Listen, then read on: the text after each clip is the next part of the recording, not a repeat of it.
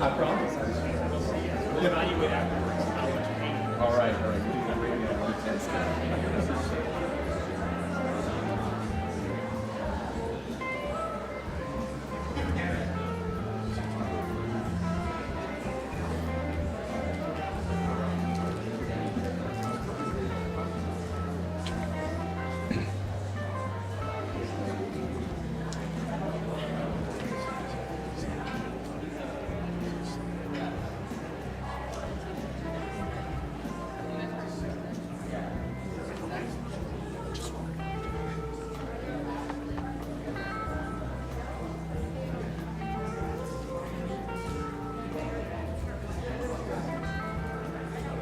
Okay.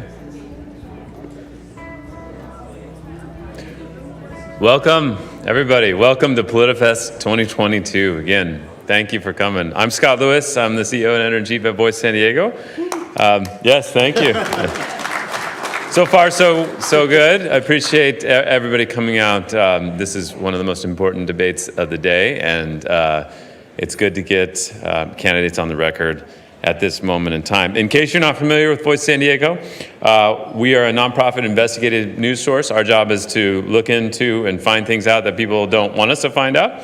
And it's also to explain and educate as best we can how things work. I believe personally that in complexity is elitism, is the very act of having a complex policy or governance system itself makes it impossible or very difficult for large numbers of people to be involved and follow that because it's so complex. So part of our job is to help people understand what the difference between the sheriff is and what the difference between the sheriff and police departments are, or what the Port of San Diego is and what school districts do and all water districts and all that. So after that education, we believe that helps people become advocates for their version of good government and social progress.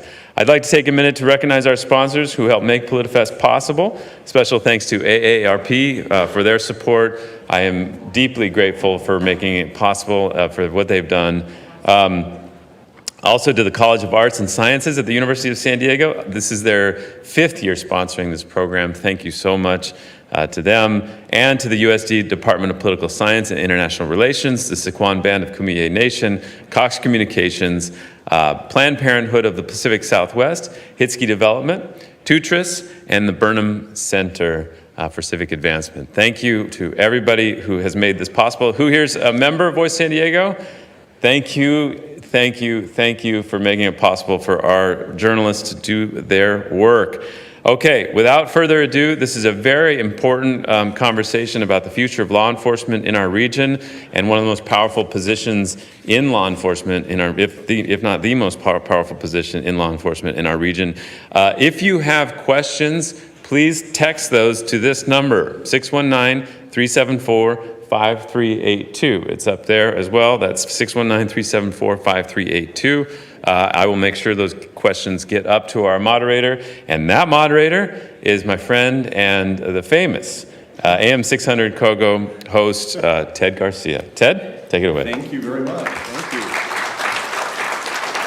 So if you don't listen to KOGO, give us a try in the morning, 5 to 9 a.m. It's strictly news, no talk shows, just regular news. And I'm excited to be here. I'm excited to meet these two. We're very nice people. And I'm in the middle of training a French Bulldog puppy right now. So if I yell stop or go potty, just do what I say. And I think we'll be okay. All right, so the first thing I want to ask you, this is a huge department. This is the first election in 30 years without an incumbent sheriff on the ballot. More than 4,600 staffers. You handle law enforcement in 9 cities, from IB to Vista. So let's start with the undersheriff, Kelly Martinez. What are your qualifications? Yeah, hi, thank you, and really thank you all for being here and having an interest in this race. The next sheriff of San Diego County is absolutely crucial to public safety in our region. I've been with the Sheriff's Department for 37 years. I've worked my way up through the ranks. I started in 1985. I was a deputy, a detective, and investigator for 22 years before promoting to sergeant, lieutenant, captain, commander, assistant sheriff over law enforcement services, and now I'm the undersheriff. I was the appointed sheriff, or the acting sheriff, for 2 months this year. So I've got a long history with the department, a long history in the region. The Sheriff's Department, as you said, is a really large organization. We have 4,754 staff positions actually right now. It's a $1.15 billion budget. We have responsibility for law enforcement services in 4,200 square miles of San Diego County, 9 contract cities, 18 Indian reservations, the jails, and courthouse security. Not only that, we are the primary responder for critical incidents in the county. We are the regional coordinator for those large incidents. So we do wildfire response and a number of other things. So it's a huge job. I've got qualifications, having been in this department, run the organization for a long time. And John Hemmerling, who is former chief of the San Diego City Attorney's Criminal Prosecutions Unit. What are your qualifications? Well, thank you, and thank you all for coming out. I'm running for sheriff because, as we stated at the beginning here, this is it's an important office, and we haven't had an opportunity in 30 years. And I say the people of the electorate of San Diego County, it has been and traditionally has been somebody who's been handpicked or they've been appointed, and we haven't had this rare opportunity for an open seat. And so it's great that everybody can interact because we, including me, finally get a chance to choose who we want to be our sheriff. And that's one of the reasons why I'm running. I've spent 30 years in public service between my time in the Marine Corps and my time working for the city. 30 years I spent in the Marine Corps between active and reserve. I retired out of the Marine Corps as a colonel, 2 combat tours.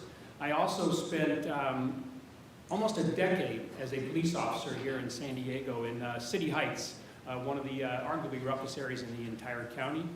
While I was working as a police officer in San Diego, I went to night law school right here at the University of San Diego, my alma mater. I'm very happy to be back here and be on stage talking about this important topic. I finished law school, became a prosecutor in the city attorney's office. I eventually became the chief lawyer to the two chief of police, the last one being Shelley Zimmerman, who's endorsed my campaign. And then I eventually became the chief prosecutor here in the city of San Diego, having a very large office and deciding on what cases that we prosecute and don't. But I can tell you the things that are important that makes me different. I've seen the law enforcement spectrum from the entire side, from being a beat cop, working the day shift, working the night shift, doing what has to be done, connecting with people in the neighborhoods, to finally going to law school and prosecuting individuals or not prosecuting them, depending on what was needed, and then eventually running a very large office. I learned a lot of key things along the way. My time as a beat cop, I learned about the importance of connecting with the community, connecting with victims of crime, listening to those individuals, listening to what they had to say about what's important. When I was doing this in the 90s, crime was at an all-time high. And I will tell you, it's starting to creep up again. We've seen it everywhere. And the things that work, the things that I carried forward, community policing was working, that connection that you made with the community, to work together to figure out how to solve the problems. It worked.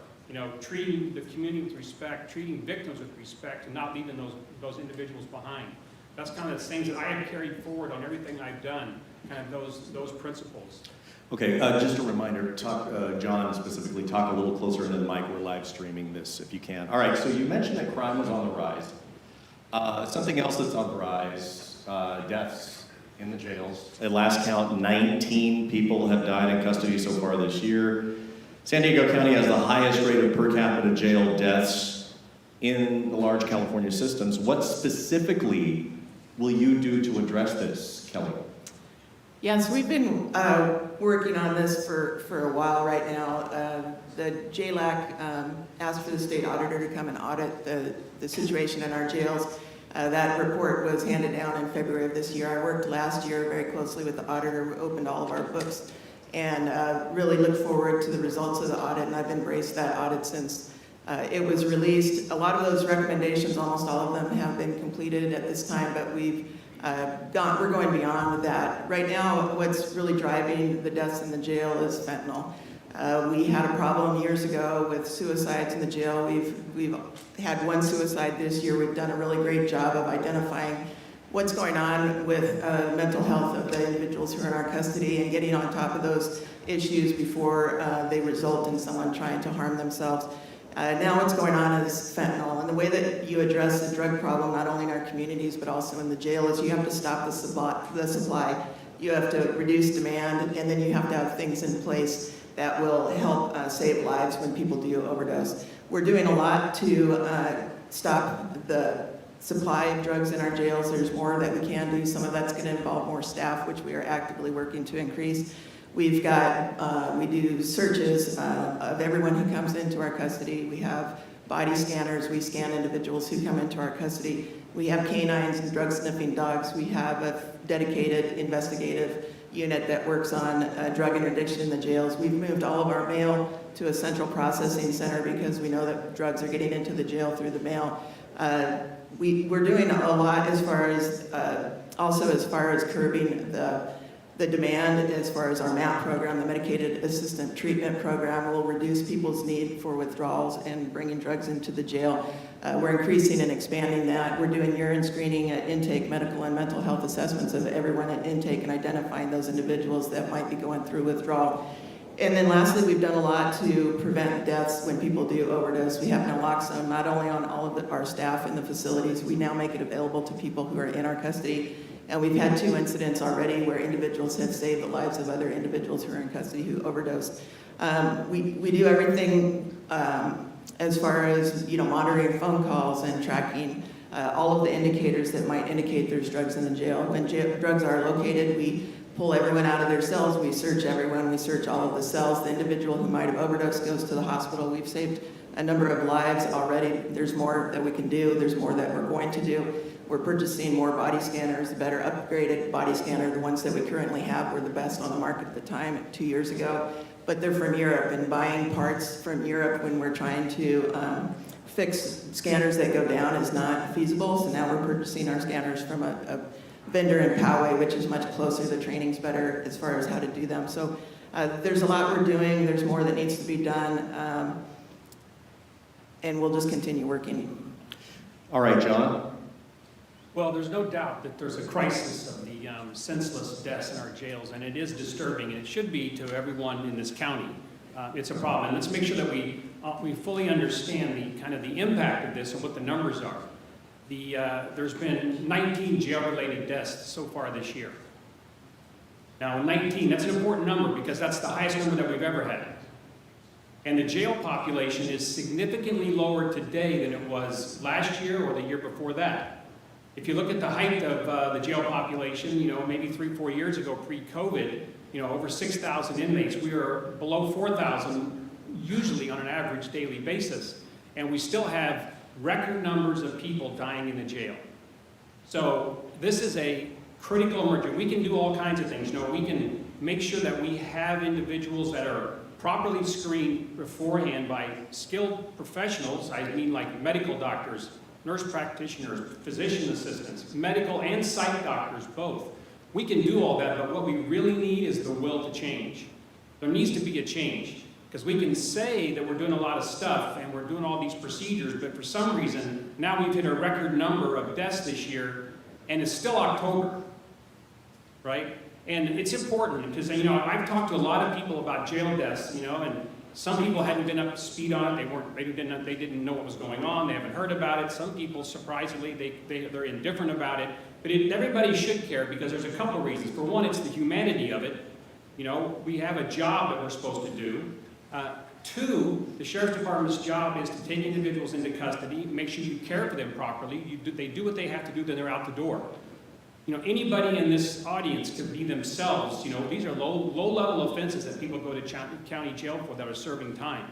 And, you know, I mean, there are individuals that get arrested for serious crimes, and we're talking individuals that could be yourself, it could be your neighbors, it could be a friend that go to county jail. And you want to make sure the Sheriff's Department's doing everything possible to have the proper care and custody. You know, we need to treat this as an emergency, and we need to treat it as a priority. I think the County Board of Supervisors have recently declared the fentanyl crisis a public health emergency, which I agree with. It is a significant problem, and we're going to probably talk about drugs in the jail and how they're getting in and things that we can do to reduce that. But they've also recently said that the homelessness is a public health crisis. Well, I argue that the continuing runaway train of deaths in our jails is a public health crisis as well. And we need to do something. The status quo is not working. We can safely keep doing it. You need to have will to change. You need to make it a priority. We need strong leadership. I've done this kind of leadership.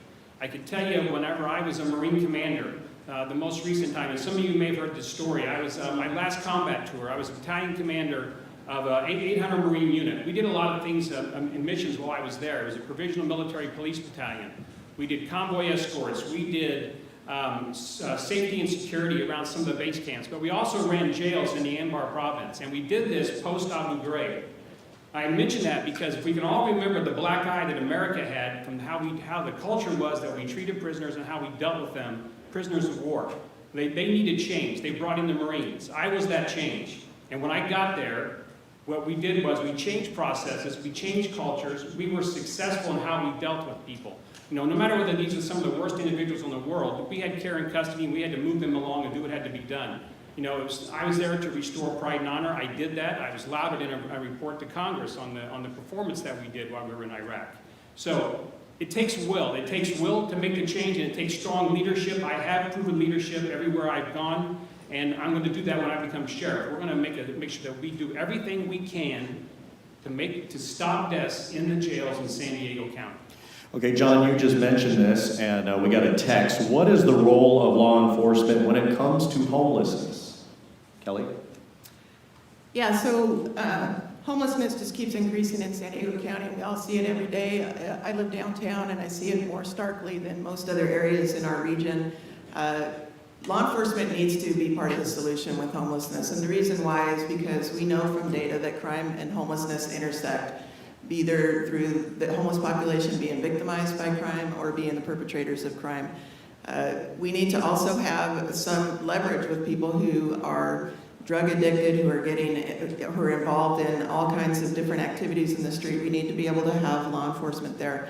In 2018, I created the Homeless Assistance Resource Team for the Sheriff's Department. That's 8 deputies and a sergeant, and that team has been working hand in hand with all of our county partners, our NGOs.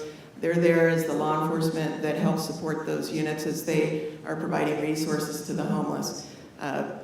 And we need to continue to be part of that solution. I continue to be in those conversations as a region.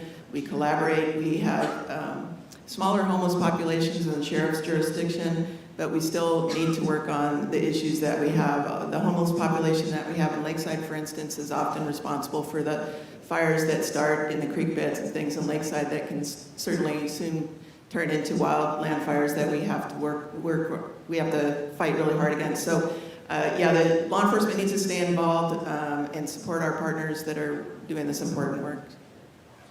John? Well, I've said it before, it's compassion and accountability, you know, and it's a two-way street on this as well, because it's clearly not safe for individuals to just live on our street and just, you know, devolve in how they're living there. But it's also not safe for our communities. It's not safe for our communities to have individuals that are living on the street here. You know, and, you know, until we can adequately address, you know, the mental health problems, the substance abuse disorder, and we have the county also helping out to be able to provide the facilities, provide the services to make sure that those that need help get that help, you're going to constantly have the need for law enforcement to be involved. It's just the way it is. You know, and when they deal with it, we have to find ways to empower those deputies and those law enforcement to be better on how they do it. I recently talked to the San Diego Asian Americans for Equality. They reached out to me because they had the shooting of down in downtown of Dr. Lee by sheriff's deputies when they were serving an eviction notice. And I discussed with them kind of the overall general approach on some of these things. And one of the things and the reasons why they endorsed me is because I talked about de-escalation procedures. You know, we need to make sure that they're well trained on de-escalation procedures, and it's a constant training, and deputies and law enforcement understand how important it is, especially in these mental health crises, which we see a lot of amongst the homeless population, along with the drugs, which creates the mental health problems. And you know, and not only that, but PERT. The psychological emergency response teams, which is all throughout the county, but they're understaffed. It needs to be the norm. PERT needs to respond to these, where you have a clinician who understands the mental health problems, who's got the backup there from an officer in case they need assistance, but somebody firsthand on the ground that's making that initial contact to try to talk down and de-escalate some of these problems that are occurring amongst the homeless population. That could be helpful if we have PERT. If PERT becomes the norm, instead of becoming just a, as we can staff it, that's going to make a difference. I think that, as I've talked about it, I have been a leader in criminal justice reform in the things that I've done, and when I was the chief criminal prosecutor in the city attorney's office. I either started or expanded programs on gun violence, progress on homelessness, programs on drug diversion. The conservatorship stuff that's been talked about amongst the governor and our mayor here in San Diego recently, I introduced that into our city attorney's office on one ways that we could solve this well over a year ago before it became a conversation. I introduced and started a SMART program which connected individuals who were drug offenders that were living on the street with services that connected them with a warm handoff and then wraparound housing and also supportive services to get them off the street and out of the criminal justice system. I also work with San Diego Police Department to start what's called the PLEADS program, Prosecution and Law Enforcement Assisted Diversion. It was contacting individuals on the street that are living on the streets that are either addicted to drugs or high on drugs, and taking them, instead of taking them to jail, because as I've always said, how do you avoid deaths in jail and how do you avoid recidivism? Well, the best way to do it is not to put them in jail or put them in the criminal justice system. Let's find a way to help them if we can, right? So let's connect them with services, and that PLEADS services took them to a sobering center and connected them with a drug counselor on step one. Officer picks them up and takes them there instead of taking them to jail. Because that individual, with today's laws that are on the books in California, they're getting diversion at step 7, way down the road, and they're getting it regardless. And I was like, well, why would we do that? It's a waste of resources. Let's do it at step 1. It's been successful. There's been thousands that have gone through that in the last 2 years. So to wrap it up, compassion and accountability, because I will say that when I'm sheriff, my deputy's going to make sure when they come in contact with the individuals that are homeless, they are going to offer them services and care when they can, but we're also going to do enforcement. We will not tolerate criminal behavior. It's not good for our neighborhoods. It's not good for individuals. And we will not turn a blind eye to when there's crimes occurring in our presence.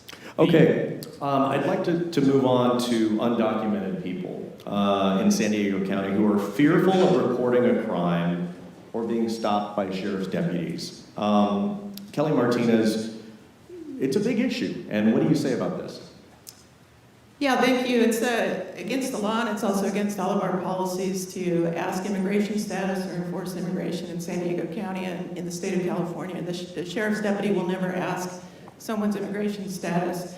Having said that, in 2018, again, I created a community inclusion director position on the sheriff's department, and the role of that community inclusion director is continuity of services to our underserved communities. We have a lot of communities in sheriff's jurisdiction that are Hispanic, and also refugee communities in our Rancho San Diego and a lot of other areas.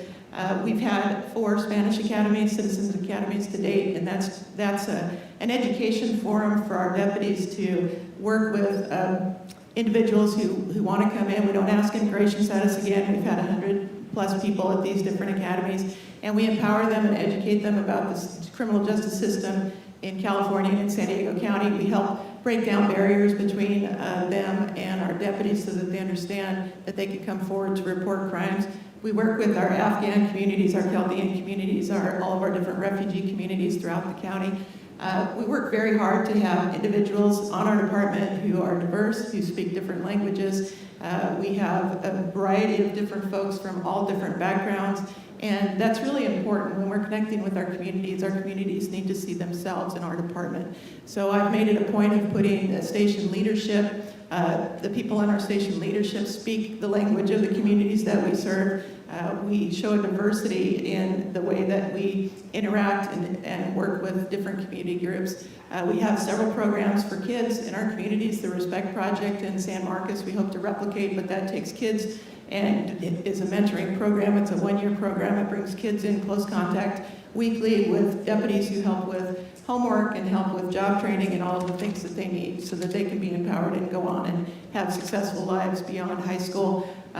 We have Camp Lead, which also helps with connecting deputies with kids from all different backgrounds. We have a number of other programs in our communities. The crisis stabilization units have been very successful in a non-law enforcement response to mental illness and substance use. Mobile crisis response teams, which are a non-law enforcement response to mental illness in our communities. So we have We work with DA Steffen with her One Safe Place in North County, which has had huge success. I think over 600 families have been able to come there so far for help during domestic violence incidents and break down those barriers, as well as provide services to women and children or men if they need it to be able to get their lives together when they're going through stressors at home and domestic violence incidents. We protect victims. So there's a lot the Sheriff's Department's already doing.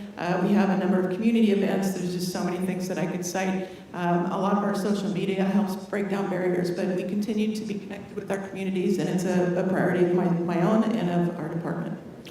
And John, same question. Undocumented people, some of them are fearful. What do you say to them? Well, the answer I say to them is that undocumented individuals should not fear reporting a crime or being victims of pretext stops whenever I'm sheriff. A little closer to the mic if you can. Thanks. How about that? Good. So if I could stand and just kind of walk around with it, maybe that'd be easier, but I think we're on video here. Yeah, like I said, undocumented individuals, they should not fear reporting crime, and they also will not be victims of a pretext stop when I'm sheriff. It's important. The Values Act, which is codified in California about what local law enforcement can and can't do and can't report in regards to undocumented individuals. It will not only be the intent, it will be enforced when I'm sheriff. I think the part of the real story here is, though, that as some of these concerns come up is because law enforcement has for a very long time, and it's even more so, I think, prevalent than ever, has been doing the job of multiple agencies. For example, they've been responding to mental health crisis. They've been responding to social services things that need to occur.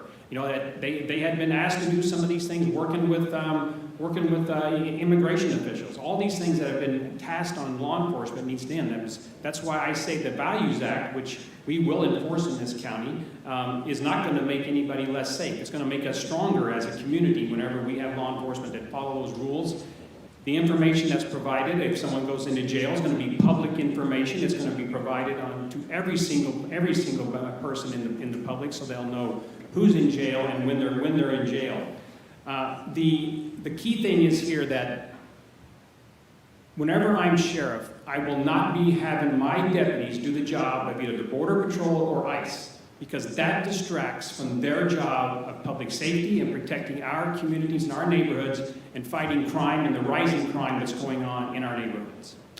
All right, I want to move on to racial disparities when it comes to arrest or even stops. People are saying this is a huge problem here in San Diego. And Kelly, have you noticed that, and what can be done about it? Yeah, so I think if you look at the numbers and the population in our jails, they're disproportionately people of color are in our jails. The Sheriff's Department's not responsible for all of those arrests. About 23% of the people in jail are there because of the sheriff's arrest. But I will say that we've got higher level offenders than we've ever had in our county. We have over 300 suspected murder suspects in our custody right now. We have more and more offenders who are in custody for robbery, rape, all kinds of very serious crimes. We no longer have the low-level offenders in our custody. So a lot of the people who are in our custody are because we've responded to crime. It's not because we've pulled them over and just happened to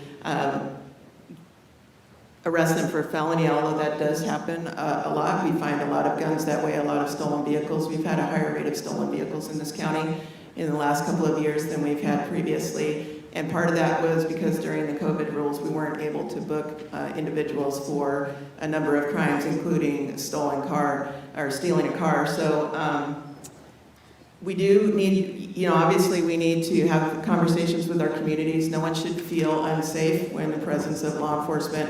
No one should feel like they're going to experience an encounter that's not safe, and we need to make sure that all of our deputies are trained, which they have been. We do a lot of training, we have a lot of policies and practices. We have a lot of ways for people to report bias or suspected bias in policing, so I hope everyone will come forward. I understand that some people might not feel safe coming forward, so I hope that they will find avenues or ways to direct that information to us and to me specifically if they need to, so that we can investigate whether bias was actually occurring during the stop. But it is something that's serious, and our communities need to trust us, and if we don't have the trust of our communities, we aren't able to do our jobs. And John, you've been on the streets. Is this an issue? Well, I can tell you that there's going to be no place in the sheriff's department, whenever I'm sheriff, for any deputy that allows a stop of racial or gender bias to interfere with their professional law enforcement duties that they're expected to perform. I worked in one of the highest BIPOC communities in the entire county when I was in City Heights, and I think it was important. You know, one of the things that I've said, and I think is always out there, is that restoring the public trust has got to be also one of the #1 priorities for the new sheriff coming in after this election. There has been this kind of erosion of the public trust for numerous reasons, and some of this is some of the information that we're talking about right now. And I can tell you that I discovered at the time, whenever I was doing it, connecting with individuals, talking to businesses, talking to residents when you walk around and you get that community input and you discuss those things, you restart rebuilding that trust, and they see who the individual is, and they see that the officer cares or the deputy cares, and they want to do what's right, and they're taking that proper input. And I think that's important, because the ultimate job as the sheriff and the ultimate job as the deputies that work for me will be protecting the lives of the people that we support and we work for. And you have to look at each one of these, because you want to make sure, what's the reasons for the stop? Was it necessary? Because you have to look at these on a case-by-case basis, because it is important. But I can tell you that it's important that we look across the board on communities and looking at what the crime is in individual communities and making sure that they're getting adequate law enforcement. Because, if you're under-policing, that's just as bad as over-policing. We can't allow crime to flourish, and that's not serving that community. We need to build that trust, and we need to continue to do that, and I'm going to do that when I'm sheriff. All right, I want to go back to drugs. We got a text. Elementary and middle school parents have received notifications about fentanyl entering schools. What is the role of the Sheriff's Department in decreasing the spread of fentanyl in San Diego County schools? John, let's start with you on this one. Well, it starts with the bigger picture of stopping fentanyl and drugs coming into this county. We have seen it. I think it was a recent story that I can't remember who put it out, that San Diego County is one of the largest fentanyl suppliers in the entire country, and that's where we need to do some enforcement. Enforcement of what's coming across the border, and enforcement out in our rural areas whenever it does come across, because that's how it's getting there. It's getting into our communities, and it's also getting into our jails, right? So it's the same thing, whether it's getting into the communities or it's getting into the jails. We need to take a strong stance on this. Last year, the county reported 1,300 overdose deaths. 1,300, that was a 30% increase from the prior year. So it's not coincidental that all of a sudden we have this influx of fentanyl. Drugs are a problem. It's everywhere it is. We've seen it in the homeless community. We've seen it in our residential communities. We've seen it on the street. It's not coincidental on some of the things that's going on here. Some of the laws have changed in the last 10 years, which has allowed drugs to more proliferate. We have decriminalized, Prop 47, decriminalized drugs. That goes back to some of those diversion programs I was talking about. And we need to take strong steps on enforcement on those that are bringing it in and those that are selling drugs. We need to have a strong sheriff's department that's going to make sure that drug interdiction and working with our partners, working with all of our partners, to be able to stop this flow coming across the border or coming into our county, because it's affecting every single community in this county, no matter where you live. Okay, Kelly Martinez, fentanyl in schools. Yeah, thanks very much. In this county and myself throughout my career, I worked on the narcotic task force and a number of other collaborative efforts related to drugs entering our communities and our schools in particular. We have the Border Crime Suppression Team. The Sheriff's Department runs that. We work at the border, interdicting drugs every day. You might have recently seen a 5,000-pound seizure of fentanyl that we took down. In addition to that, we have a number of efforts. We're on a number of task forces. We work collaboratively with local, state, federal, and our tribal partners. I sat on a fentanyl forum this week on the Rincon Reservation that involved our EMS and all of our public-private partners working in this, and we specifically talked about schools and overdose incidents in our schools. The Sheriff's Department was the first one to respond to an overdose death in Poway and take that case to the DA's office for prosecution for the person who knowingly supplied dangerous fentanyl to someone who died. We were able to get a manslaughter conviction from that. That's been our model moving forward. We respond to every overdose death in this county. and also clusters of overdoses. We had 5 kids that overdosed in Alpine years ago. We responded and tracked that back to the dealers. There's a lot of discussion with the opioid settlement monies that are going to be coming to San Diego County about how we spend that, and one of the drivers is going to be education, particularly for our kids. I've sat with parents of teenagers who've overdosed. One mom was just absolutely heartbreaking to listen to her talk about how her son had been going through some behavioral problems. She was really happy one night when he was at home. He was in his bedroom. She felt he was safe. The next morning she woke up and he was dead in his bed from a fentanyl overdose. We need to strengthen some of our legislation. We need to continue to educate our kids, parents, and everyone else about this problem. And it sounds like we'll probably have naloxone vending machines in our communities and possibly on our school campuses. And as tragic as that sounds, I think it's necessary. Narcan is just absolutely life-saving when it comes to fentanyl. It gets people breathing again and gives us an opportunity and time to get them to a hospital to save lives. All right, as a member of the media, I want to talk about transparency. And Kelly, in February of this year, you promised to release all internal reviews of jail deaths. There have been 19. So how many reviews have you released to the public so far? Yeah, thanks for that question. I haven't released any, and it's not because of a lack of transparency. It's working through some legalities and other things. We hope to be able to post all of those in the coming month or two, but I haven't released any yet. John, do you have anything to say about that? Yeah, I think that it's important. I think that there was a recommendation and there was an agreement that we were going to release that information, and we should be doing that. Transparency is part of the problem that goes why we've lost some of the public trust that needs to be out there. I think it's important.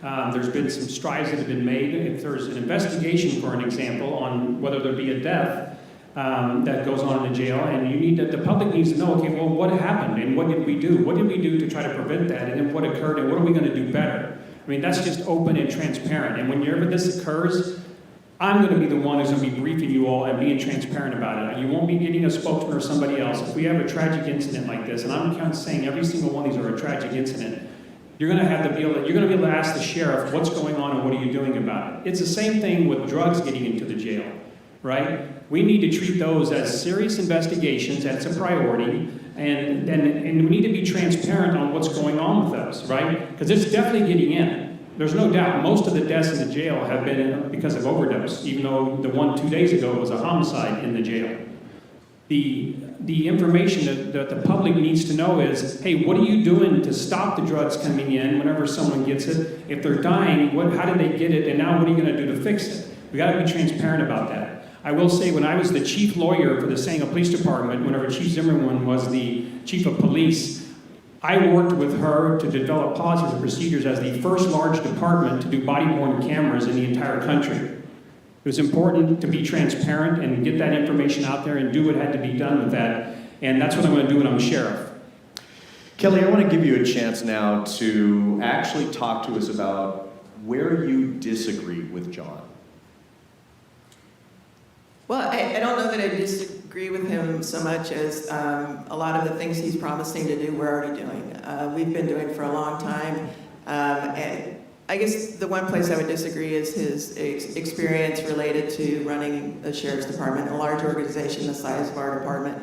I appreciate his experience, and I just honor his military service. However, running a 200-person civilian city attorney's office is very different from a 4,700 staff position law enforcement, multifaceted organization that's over $1 billion budget.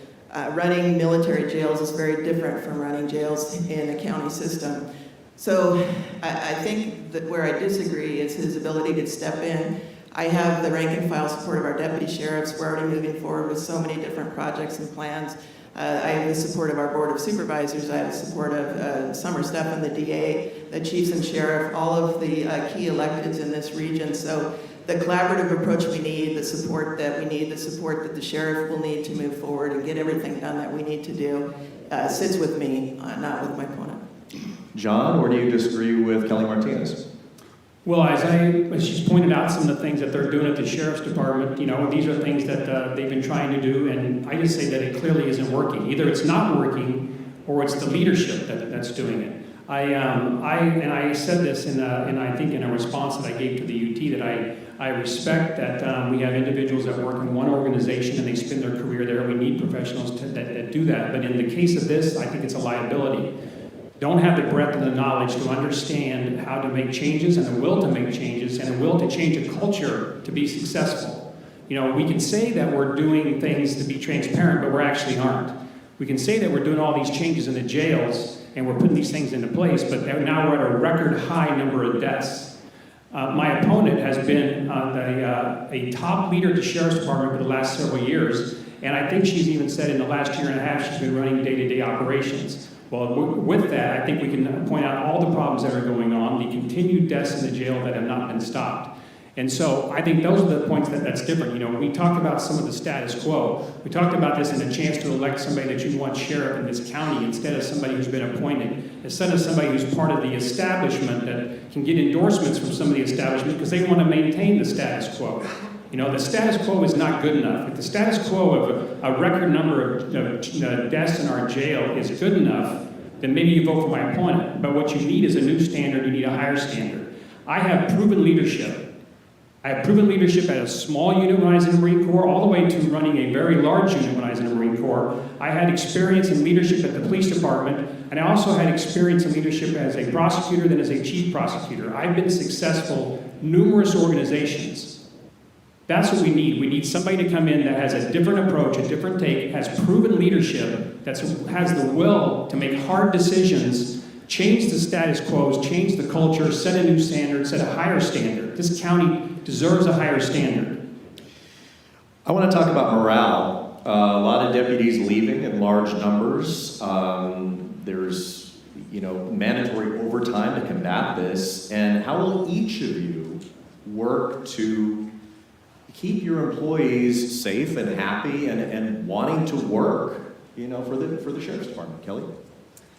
Yeah, thank you. Actually, our numbers of retirements and resignations have greatly reduced in the recent months. We've got over 202 deputy sheriff applicants in our queue right now. We've got a full law enforcement academy, 2 detentions academies starting by the end of this year. We have almost 500 applicants for dispatcher. We have applications coming in from every different sector for our 178 staff classifications. So I anticipate in the next 18 months to 24 months we'll be fully staffed again. We've been able to enact, our pro staff recently got a very good contract. We have location premiums for all of our nurses and healthcare staff, mental health clinicians, LVNs, RNs. The deputy sheriffs are about to go into contract negotiations. We recently provided them some other bonuses and pay incentives, including night shift premium. We do have mandatory overtime, which I hope to end early next year for our deputies in the jail and our court services and our law enforcement services bureau. I ended the mandatory overtime for our nursing staff last year. So we're doing good in our staffing positions. We've got a little ways to go, but I think we're healthier than a lot of organizations right now. I'm just really grateful for all of the terrific work everyone's done.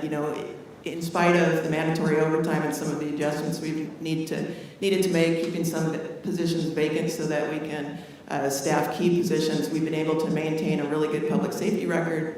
We've been able to staff our jails and our courthouses and maintain all of our core obligations. And going into next year, we'll be in a much better position to be able to staff everything. So are you saying you think morale is good right now? I don't think it's perfect. Obviously, we do have people who are tired. We're creating a lot of wellness opportunities and trying to help folks. It's understandably been a struggle. We've had a really tough couple of years. COVID was hard on our department, as it was every department. The civil unrest and the responsibilities that came with that. We recently had some wildfires that created a lot of overtime for our staff. The jails are in great need of repair. We've got over $60 million allocated for jail improvements and renovations, which will greatly improve the workplace and the work environment for our staff. We have a lot of things coming. I just am saying that it will improve and it'll continue to get better. Okay, John, she says it will improve. It's not perfect. Let's talk about morale. Well, I think morale, retention, recruitment improves when you have a renewed sense of pride in being in law enforcement and being a sheriff. And that comes with having a sheriff that supports you, a sheriff who's a strong leader, that a sheriff that also respects the community, and a sheriff that respects the deputies that are doing the job every day. And The retention is also with the medical staff. You know, when you look at the medical staffing as well, I think there are shortages there. Medical and deputies have been working long hours and long overtime to try to solve some of these gaps and the voids that are in there because of the lack of recruiting. And so, I mean, I think it's critically important. Morale is not good, and there's any number of reasons why. You know, it's when you start having vacancies and you're overworked, and then you're also, you know, that sense of there, and then the sense of pride from the community relating back to you as well when you're working in those tough jobs. You know, you need to have a sheriff that's out there connecting with the community, restoring the confidence in the community that, hey, we're doing the best thing that we can, and we're going to be in sync with the community on making sure that we respect you, respect everything that the community says and has to say, being transparent about that. At the same time, you know, letting the deputies know that, hey, we're going to be a strong sheriff's department. You're going to have a sheriff who's out there I'm doing my part to improve morale and retention, and they're going to be doing their part. I can tell you that, you know, the medical personnel, I've talked to them, and they're also strapped. They're looking for help. They're looking for better help. They're looking for also kind of any help they can get. Morale is down there, as you can imagine, whenever you're trying to do that job. And I will say, back to support. I do have law enforcement support, you know, and the support that you're going to find when you talk to everybody out there is, you know, the rank and file that are working.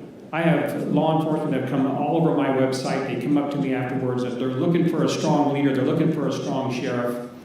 The Deputy Sheriff's Association, the board endorsed my opponent, but they didn't take a vote of the rank and file because they don't want to take a vote of the rank and file because they've all mentioned that they'd rather have a new sheriff and a change in status quo that's going on there because they want a strong leader.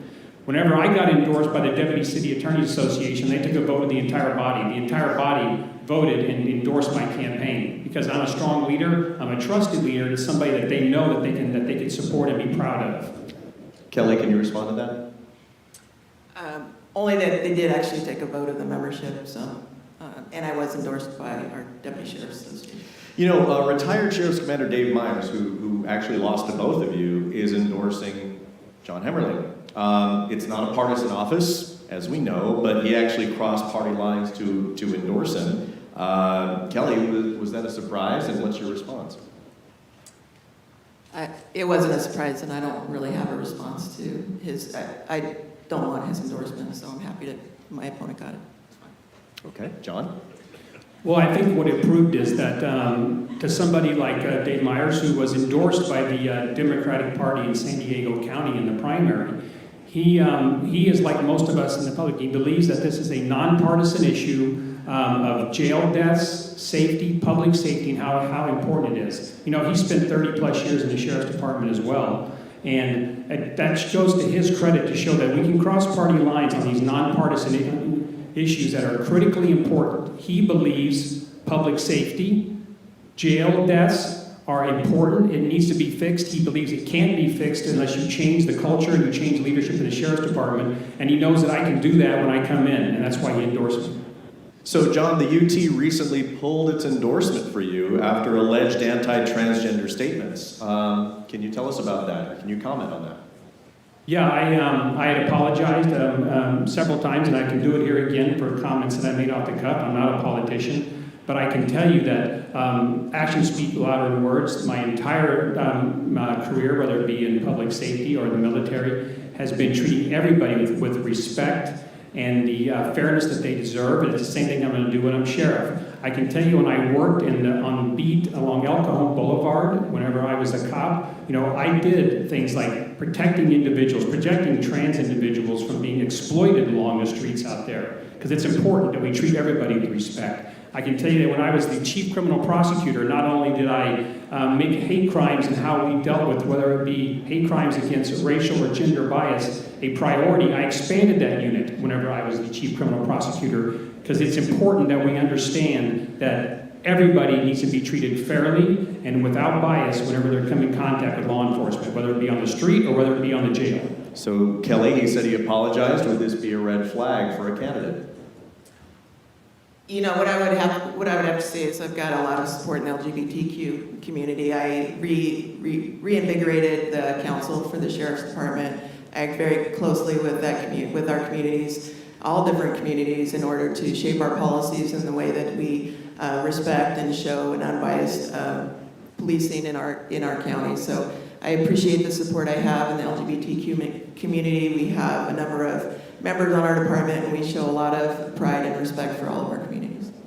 Another issue I wanted to discuss is gun violence. How do you tackle that, and where do you stand when it comes to carrying concealed firearms? John? Well, first off, I want to thank you for asking this question about gun violence, concealed firearms, and mostly about gun violence, because it really has not been asked by anyone on this campaign. And I'm not sure why, because we've all seen the statistics. There's a spike and crime is rising everywhere in this county. You can look at the Sandag report, as well as with gun violence, across the board. And as I've always said, the best way to protect our constitutional rights for everyone, responsible owners to bear arms, is to make sure that whenever we find someone who is conducting criminal behavior or those that are posing a grave, significant risk to our community, we take their firearms away. I have been a leader in this. Most recently, the Attorney General was here, and he lauded the program at the City Attorney's Office on how they've approached gun violence. That's a program that I started. It's a statewide model on how to address gun violence. It's followed by police and sheriffs across this entire state. However, my opponent has said at times that she doesn't want to make gun violence restraining order a standard operating procedure, which in fact is actually against the law, because the law requires you to have policies and procedures in place for your deputies and your police on the streets to know how to implement these when they come in contact with those that present grave dangers to our communities. It's an important topic. I've been a leader in this topic. I've been a leader in a lot of criminal justice reforms. It's an important topic. Being able to issue concealed carry permits to individuals who meet the statutory requirements, do it efficiently and do it fairly, is not inconsistent with also being able to stop gun violence in our communities. I've been a proven leader in that. I can tell you, though, also back to your question, Ted, about carry concealed weapons permit, it's a question I get a lot. I think what people want is to know that it's going to at least be a fair process. It has not been. There's a culture that's been in the Sheriff's Department that was related to, we've seen it in the last 2 years, they've either pled guilty or they've been convicted of crimes for gun running, and including giving favors to individuals for CCWs, whether or not it's just giving them CCWs or bumping them up in the priority. The individual was getting $100 a shot for bribes on those cases that was recently pled guilty. This is the culture that was in the Sheriff's Department. That group, who's also got ties to gun lobby, has endorsed my opponent. So my opponent needs to take a stronger stance on gun violence and follow the lead of me, which I don't think is going to happen, because there is nobody who's stronger on it than me. Okay, Kelly Martinez, what do you have to say? Yeah, well, those are a number of different topics. Gun violence in San Diego County and in the sheriff's jurisdiction, our violent crime rates have actually decreased in most of our areas. We have some of the safest communities in San Diego County. We seized over 2,000 guns last year. We continue to seize weapons and take possession of unwanted weapons with our gun buyback programs. We're doing 3 or 4 of those a year, about 300 guns each time. I have a strong position on gun violence and taking guns away from criminals. The GVROs that my opponent talks about, we do the gun violence restraining orders on the Sheriff's Department. My comment about it's not the most, it's not the way that we take the most guns off the street is true. It's not the most effective way. It's a civil process. Our deputies do take guns and then follow through with the civil process. The criminal seizure of weapons is much more effective in taking them out of the hands of criminals. We have over 400,000 lawful gun owners in the county of San Diego. The sheriff is responsible for issuing CCW or concealed carry permits in San Diego County. I do that judiciously. I make sure that people have a thorough background check and that they go through the appropriate training to be able to get those CCWs. But those are lawful gun owners who have a right under the law to carry concealed, and I follow the law in issuing those concealed carry permits. Okay, with the time we have left. Oh, go ahead. Well, I just wanted to comment on the fact that we can say that we're going to take guns from criminals, and that's great, and we should be taking guns from criminals. There's laws that say you can't have them when you're a criminal and you can't get them. But not everyone who's presenting a grave danger to our community is a criminal. We know that. We've seen it everywhere. right? And I can tell you from my personal experience on dealing with some of these cases that we have had. I had a case where we had a former Marine suffering from PTSD, all right, which is many veterans, as we all know, because of the wars in Iraq and Afghanistan, they're suffering from PTSD and they're trying to get help.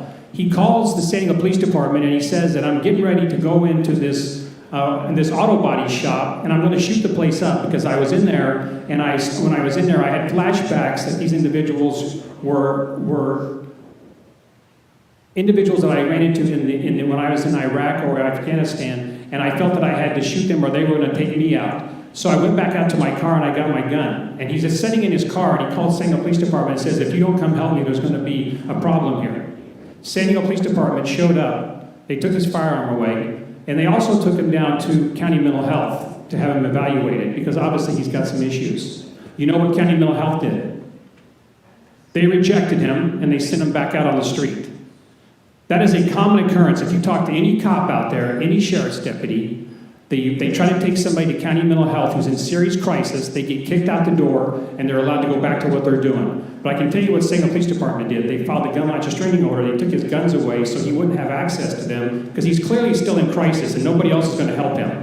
We expect our law enforcement to help protect our communities with everything they can do. I think everybody that is a police or a sheriff's deputy wants to make sure their community is safe. It's important. These are things that have to be done. You have to have the will to do it. You have to have the will to change. I'm going to make sure that we're going to keep our community safe when I'm sheriff. Okay, Kelly, you want to respond to that? Yeah, I'll just say that, my opponent as an attorney would see the gun violence restraining orders coming in from San Diego Police Department. Sheriff's deputies are no different. We had a recent example where an individual who was in possession of guns pointed a gun at a deputy sheriff. The deputy was able to safely de-escalate that situation and take him into custody. Ultimately, the district attorney did not file that case, but the deputies filed the gun violence restraining order in court. The judge saw the validity to removing all of the weapons from that individual, and that was successfully handled as a gun violence restraining order. So my opponent is not unique in this. The difference is that as a law enforcement officer and a current sheriff's employee, we do those ourselves. He did it in court. All right, we have 5 minutes left, and last question is going to be, either easy or tough. John, why should you be elected over your opponent? Well, again, some of the things that we've talked about here, right? It goes back to the credentials, credibility, the things that I've done, my 30 years of public service. My time as a Marine Corps officer, I retired out of the Marine Corps as a colonel, 2 combat tours, leadership in every step of the way, leadership. My time as a beat cop, connecting with communities, learning the important things that are necessary to stop crime in our communities and to fight crime in our communities, and also how to connect with the community, how to connect with individuals, how to treat our communities with respect, how to treat victims with respect, and putting them first as a priority. I also learned these things whenever I was a prosecutor. I learned it as a chief criminal prosecutor. I learned it on whenever you have to prosecute somebody or you don't, based on the facts of the law. And I also learned what's important to try to keep people out of the criminal justice system with a lot of the criminal justice reforms that I either expanded or I introduced and put in place myself. There is nobody who's like me. I have been across the entire spectrum of law enforcement. As I laid out here, so many things that I've done. Also, by the way, whenever I told you I also ran jails in Iraq, when I was later on in my Marine Corps career, I also worked with FEMA as the liaison for the Marine Corps, working as the individual who coordinated local and state responses with the military for emergencies. There is nobody with my qualifications and nobody with the credibility that I bring between, as I mentioned, my time when I worked going to law school here at San Diego and learning how to best serve this community. I am back to continue that service to this community after I've retired from the city, and you're going to get a great sheriff whenever you vote for me, John Hemmerling, for sheriff. Kelly Martinez, why should you be elected over your opponent? Yeah, thank you. I've got the experience and the qualifications, the time of the job. I understand the sheriff's department, our community is better than anyone else in this county, and I know that I've got the support. We've got the vision and the plan in place to fix our jails, to keep our public safe, and to continue staffing and improving the quality of the workplace for our employees. Thank you. Well, like my French bulldog, you both get a treat. Thank you very much. You can go potty, right? Hey, Thank you very much. hold up a second. I'd like to also recognize our moderator, Ted Garcia. Great job. Thank you. It is now time for lunch, but before I let you all go, just a hand to our candidates. It is very difficult to run for office, and even one of these folks won't win, and just participating when knowing that's a possibility helps make the process better. It holds the other candidate accountable, and it refines their approaches and their priorities from when they get in. Run for office. It's a beautiful thing, even if you don't win. You don't have to, especially if you're bad. But If you want to go through a painful experience, yes. If you've enjoyed today's session, sign up for our newsletters, voicesandiego.org/newsletters. Let's get some lunch. I'll be back in this room for some hot tea. Tea's not allowed, but some tea. All right, see you then.